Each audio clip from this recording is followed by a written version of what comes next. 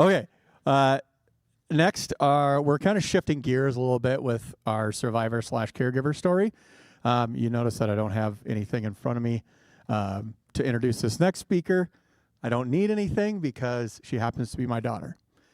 So we're going to get the aspect of a child caregiver in the family and what the experience that she had went through. Laura Toivonen is a recent graduate last year of Grand Rapids High School, currently attending North Dakota State University, go Bison. Newly FSC or FCS instead of FBS football conference or football league. So without further ado, once again, here is Laura Toivonen.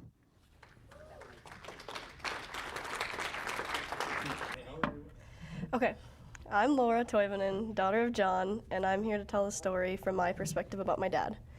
At 12 years old, I almost had to learn how to live without my dad, but I'm very grateful to be here today and that he is here today to be able to tell what it was like to go through as his daughter. I was at hockey practice and we were conditioning like it was any other day, and we had about 10 minutes left to practice when my coach came up to me telling me I had to leave. At the time, I was very confused and worried, but I listened. And once I got off the ice, my grandma was standing there telling me we had to leave as soon as possible. So I took my hockey gear off and walked out to my sister sobbing. And at this point, I was so worried and a million things crossed my mind. My grandma said to us that our dad was in an accident, and my mind immediately went to car accident. So I sat there stunned and just hugged my sister while she cried. We went out to the car, and that's when she said his aortic valve had burst, and as a 12-year-old, I don't know what that means. And she tried explaining to us, but I zoned out, just preparing myself to live without my father. I went to school the day after it happened, and everyone's eyes were on me. They were asking if I was okay, and teachers I hated and my bullies said they were here for me, which just made me more mad than anything because I hated the pity. After that, my mom stayed in the hospital with him, and my grandma stayed with us because of COVID and helped with school and other things around the house. Every day after that was a blur. I had no motivation to do anything, not even my schoolwork, and I just remember my grandma begging me to do my work, but I just couldn't bring myself to do it. I didn't sleep in my bed the whole time they were in the hospital, and I slept with both of their robes, praying and hoping I would be able to see my father again. Going back to hockey was weird. Everyone there, even people I didn't know, were telling me they were praying for my family and my dad. It was nice to know I had a community behind me, especially the biggest thing my dad and I shared, which was hockey, so it felt even more special. I had a close friend at the time, and her mom would bring me to practice, away games, and early morning practices because my grandma had a hard time bringing 4 girls around with just one of her. I will never forget her kindness and sacrifice that they made for my family. They will always hold a special place in my heart. The day he got home, my mom picked me up from school, and I was sitting with my dad in the back. I remember being scared because I didn't recognize the man in the back seat. I didn't recognize him, and that terrified me. And that's when I realized that our lives would be changed forever, which is a scary concept for a girl that age.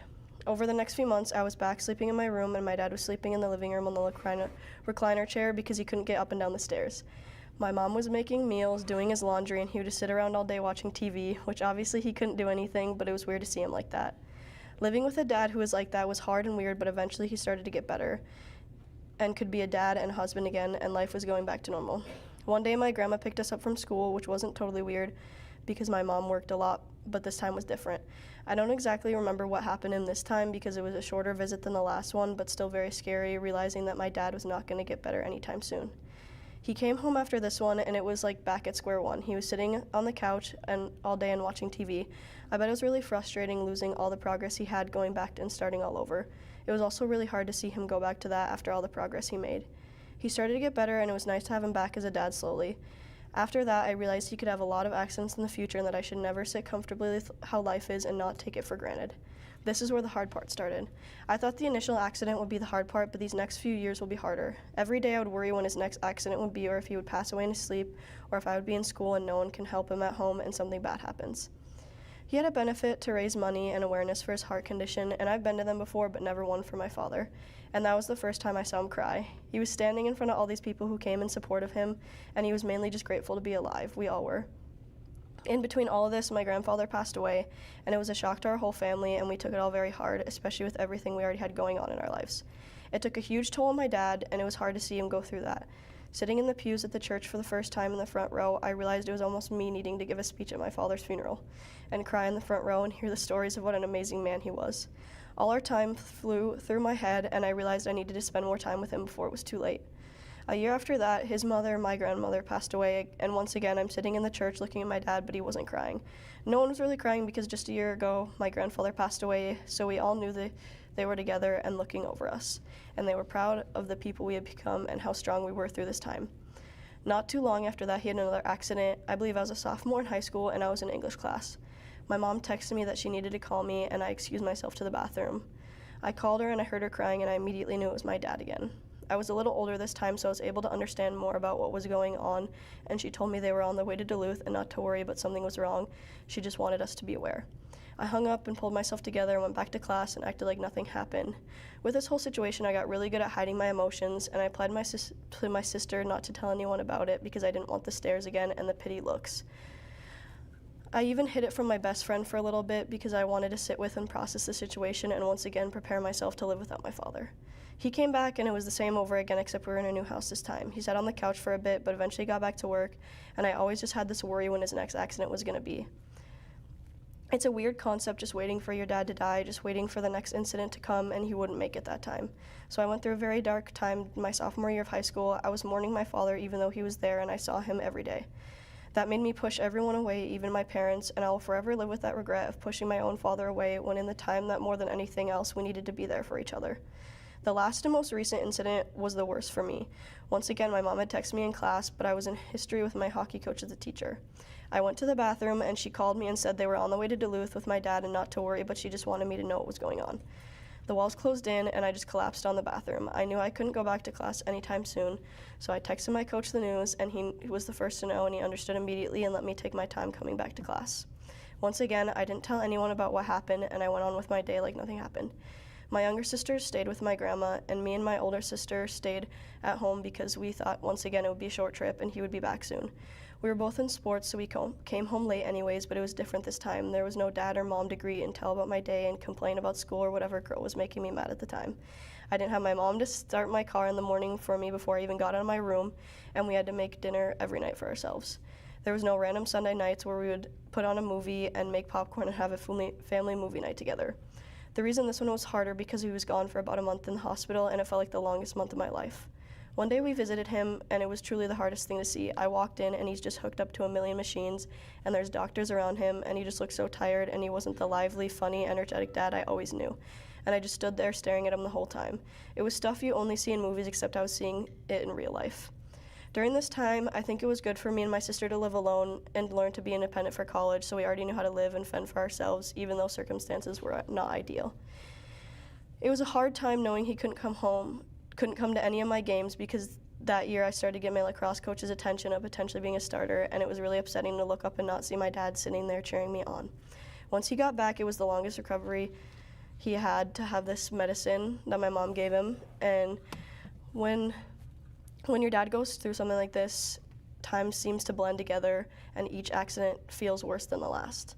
My senior year was getting better and I was going off to college, so I knew I needed to spend more time with him before college because I didn't know how often I was coming home and I wanted as much time with him as I could get. Obviously, life gets in the way sometimes, and I had sports and events and hanging out with my friends, and I wanted to see them as much as I could before I left. So I honestly didn't spend that much time with my dad, or as much as I wanted to. He would ask me to sit down and watch a movie with him, and I rarely said yes because I was tired from the day or I had something going on. He always tried to make time for me, and I was always somewhere else, so I never really did.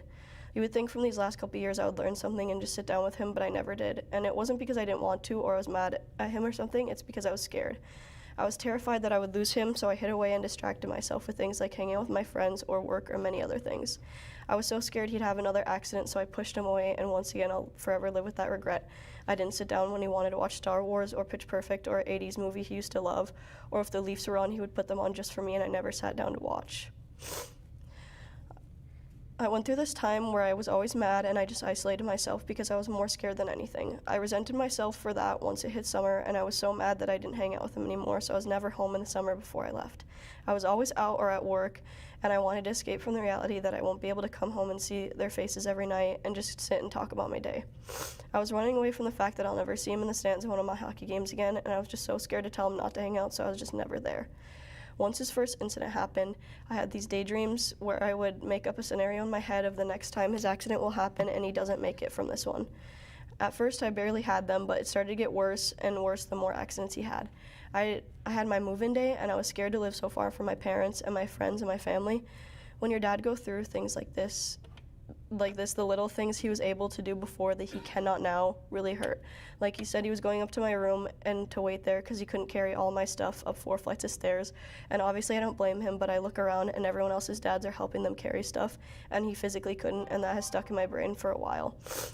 Once moving here, I thought I'd be home a lot visiting. I never went home, and the daydreams and the feelings went away, and I just lived there. Not going home much, and he texted me one day, and he went to get his regular test done, and he might have this condition called cardiac cirrhosis. I had no idea what it was, so I looked it up, and it was a condition in his liver basically failing because of heart failure. If he did have this condition, he would need a heart and liver transplant. And I went out to my car and cried to my friend because I wasn't super close with my roommates at the time. So I made a deal that I would call once a week just to talk and update with him and my mom about my life. But I got busy and became more independent, so I stopped calling often, and they would reach out, and I started to feel bad, but I just go back to my routine. Ever since then, the dreams came back and the feelings came back, and it really hasn't gone away even today. It's always lingering in the back of my mind once again. I'm preparing myself to live without my father, and it's the weirdest thing to just sit with. I've experienced a lot of loss in my life, but the one loss that hasn't happened is the one that nags at me every day, just waiting and going through many scenarios in my mind of what's going to happen next.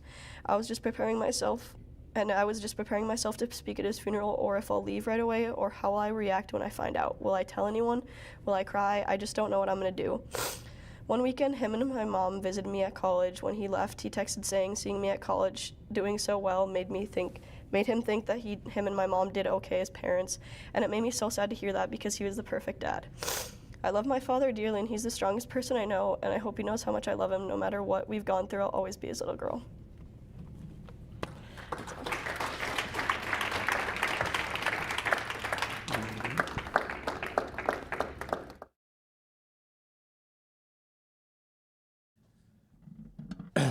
There's more to the aspect of us recovering than just ourselves. It affects everyone, and we can see that. So thank you. If you are a caregiver, please feel free to talk to somebody. I think it's very important as well. The caregivers sometimes don't get enough attention. So please make sure you do that. And thank you once again. I want to thank everyone for attending today. Thank you to obviously all the providers and speakers that were here today. Thank you for attending. Thank you for all the great people and partnerships that we've made over the years that has helped make this possible.